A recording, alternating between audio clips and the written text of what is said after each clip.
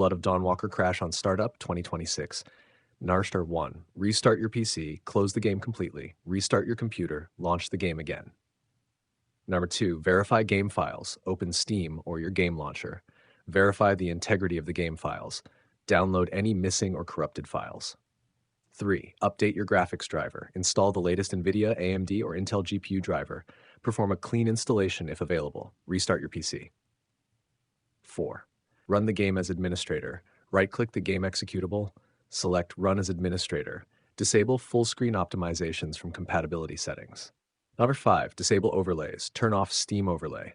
Disable Discord overlay. Close MSI Afterburner, Rivatuner, Xbox Game Bar, OBS, and RGB software. Number 6. Clear DirectX shader cache. Open disk cleanup. Select DirectX shader cache. Delete the cache and restart your PC. Launch the game to rebuild shaders. 7. Install Visual C+ in DirectX. Install the latest Microsoft Visual C++ redistributables. Install the latest DirectX runtime. Restart your computer. Number 8. Disable overclocking. Reset your CPU, GPU, and RAM to default settings. Disable XMP Expo temporarily if needed. Test the game again.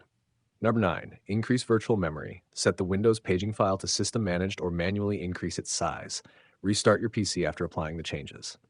10. Update Windows. Install the latest Windows updates. Restart your PC. Launch the game again.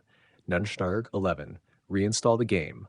Uninstall the Blood of Dawnwalker. Delete any leftover game folders.